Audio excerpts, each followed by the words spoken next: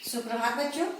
आज मैं आपको पाठ 2 जिसमें 2 बैलों की कथा है को बताने जा रही हूँ। इसके लेखक हैं मुंशी प्रेमचंद। मुंशी प्रेमचंद जी का जन्म वाराणसी के लम्ही नामक ग्राम में हुआ था। इनके बचपन का नाम धनपत राय था। इन्हें ये मुंशी की बाद में चलकर जब ये बहुत बड़े साहित्यकार हुए और इन्हें बहुत सारा पुरस्कार मिला तो इनको मुंशी की उपाधि से भी नवाजा गया है। इस कहानी में जो है 2 बैलों के आपस में प्रेम को दर्शाता है। क्या होता है कि किसी कारणवश दोनों बैल जो है अपने मालिक से दूर चला जाता है या किसी कारणवश उन्हें दूर जाना पड़ता है, जिसमें उनको बहुत सारी परेशानियों का सामना भी करना पड़ता है। लेकिन वो ये सारी परेशानियों को झेलते हुए पुनः अपने मालिक के पास वापस आते हैं। इनमें उनके सूझबूझ के बारे में बताया गया है। झूरी के पास 2 बैल थे, जिसका नाम एक का नाम हीरा और दूसरे का मोती। दोनों को आपस में बहुत प्यार था। एक ही साथ वो नाद में सिर खाने के लिए सिर डालते थे और एक ही साथ उठाते भी थे। उन्हें अपने मालिक से भी बहुत प्यार था, क्योंकि उनका मालिक जो था झूरी उसके खाने पीने का बहुत ही ख्याल रखता था और मारता पीटता भी नहीं था, उसे बहुत प्यार से रखता था। इसी कारण दोनों बैल जो है अपने मालिक को भी उतना ही चाहता था। एक बार क्या हुआ कि झूरी की पत्नी का भाई जो है उसके गांव आया और दोनों बैल को अपने साथ ले जाने लगा। अब बैलों को क्या हुआ कि बहुत ही आश्चर्य हुआ, अरे ये क्या हो रहा है, ये मुझे अपने साथ गया नाम था उसका, ये मुझे अपने साथ क्यों ले जा रहा है। लेकिन इसका कुछ बस नहीं चला, उसे गया अपने यहाँ ले गया और वहां गया उसको अपने यहाँ थान में, जिसे बाथान भी करते हैं, जहाँ चौपाया जानवरों को रखा जाता है, मवेशियों को रखने के जगह को थान कहा जाता है, थान में बांध दिया और रूखा सूखा भोजन उसके आगे में डाल दिया, वही भूसा। लेकिन क्या हुआ कि दोनों बैल खाया नहीं, यानी कि छुआ तक नहीं। और रात्रि के समय जोर लगाकर वो रस्सियों को तोड़कर भाग निकला।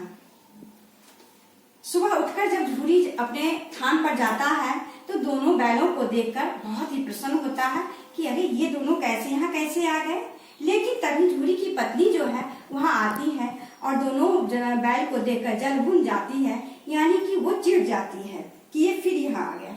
कुछ दिन के बाद क्या होता है कि गया फिर झूरी के पास आता है और दोनों बैल को गाड़ी में जोत कर ले जाता है। रास्ते में उसे मारता पीटता भी है। मोती का इच्छा हुआ, तभी मोती जो जा रहा था उसका इच्छा हुआ कि इस गाड़ी को ही धकेल देते हैं। लेकिन ये जो हीरा समझदार था, उसने समझदारी से काम लिया और गाड़ी को संभाल लिया, उसे गड्ढा में धकेलने नहीं दिया। अब घर ले जाकर गया जो है दोनों बैलों से बहुत ही सख्त काम लेने लगा। उसे दिन भर जोतता, मारता, पीटता और वो दोनों बेचारे लाचार नयनों से या निगाहों से चुपचाप देखते रहता था। गया के घर में एक छोटी सी लड़की थी जो रात्रि के समय उसे रोटी खिलाया करती थी। और एक रात क्या हुआ कि वो रात्रि के समय गई और दोनों बैलों को खोल दी। अब जो है हीरा और मोती दोनों वहां से भाग निकला।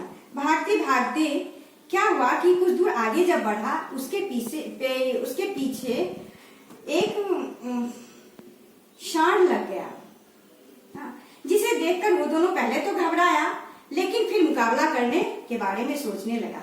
तभी क्या होता है कि मोती जो है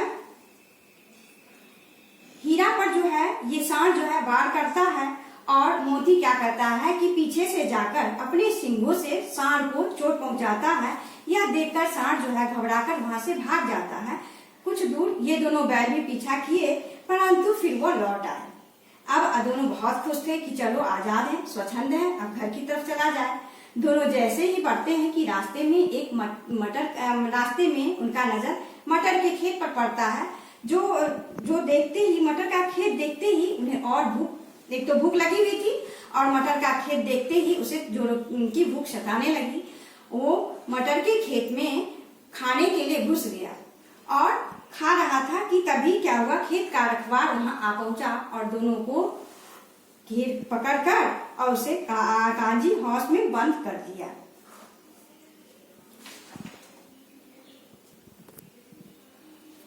कांजी हाउस जहां आवारा यानी कि खुला हुआ, जिसको पाला नहीं जाए, खुले जो है या आवारा पशुओं के रखने के जगह को कांजी हाउस कहते हैं। वहां जाकर दोनों बैलों को बंद कर दिया। अब जो है इशारों में मोती ने हीरा से कहा कि अगर दीवार तोड़ दी जाए तो बाहर निकलना आसान हो जाएगा। दोनों ने क्या किया कि सींग से प्रहार करना शुरू कर दिया और 2-4 सींग मारते ही जो है दीवार गिर गई। दीवार में रास्ता बन गया और रास्ता बनते ही सबसे पहले जो है उससे घोड़ियां निकली, फिर भैंस और फिर बकरियां। मोती क्या किया कि गधों को भी अपने सींग मार मार कर उसे भी वहां से भगा दिया। लेकिन ये दोनों जो है ये हीरा जो है सो भाग चलने से मना कर दिया, इसलिए ये दोनों वहीं रह गए। अब क्या हुआ कि सुबह होते ही कांजी हाउस वाला हीरा और मोती को नीलाम कर दिया। नीलाम करना होता है कि बोली लगाकर बेचना, बोली लगाकर उसको बेच दिया। अब उसे अपने नए मालिक के साथ जाना पड़ रहा था। जो व्यापारी खरीदा था वो उसको लेकर जा रहा था। अब ये मार खाते और खाते भूख सहते सहते दोनों बैल जो है वो कमजोर तो हो ही गए थे। चुपचाप वो व्यापारी के साथ चलने लगा। चलते चलते जो है उसे एक स्थान पर उन्हें एक जाना पहचाना रास्ता लगा कि ये रास्ता जो है पहचाना हुआ है। और तभी जो है ये जोर लगाकर दोनों आगे बढ़ चला, भागने लगा। अब है आगे आगे ये बैल भाग रहा था, पीछे पीछे व्यापारी, और व्यापारी जो है भागते भागते अपने पुराने मालिक के यहाँ आ गया। बैलों को वापस देकर झूरी बहुत खुश हुआ, उससे लिपट गया। इतने में व्यापारी भी वहां आ पहुंचा कि इसे तो मैंने खरीद लिया है, मेरा बैल है। लेकिन तभी क्या हुआ कि मोती जो था वो आओ देखाना था और व्यापारी पर झपट पड़ा, व्यापारी को मारने के लिए दौड़ा और व्यापारी अपना जान बचाते हुए वहां से भाग गया। झूरी की पत्नी भी अब वहां आ गई और दोनों बैलों का माथा चूमकर और उसे सहलाने लगी। तो कहने का मतलब है कि देखो, ये हम पशु पक्षी जानवर जितने हैं, यहाँ तक कि जड़ चेतन सब, पहाड़ पेड़ जितने हैं, सब आपस में प्यार की भाषा जो है, प्रेम की भाषा को समझते हैं। यहाँ जो है एक बैल जो है अपने मालिक को, उसका मालिक जो झूरी है वो अपने दोनों बैल को बहुत ही प्यार करता था। इसी कारण दोनों बैल जो है वो भी अपने मालिक को बहुत प्यार करता था और अंततः लाख मुसीबत झेलने के बाद भी वो अपने पुराने मालिक को नहीं भूला और अपने पुराने मालिक के पास आ गया। धन्यवाद।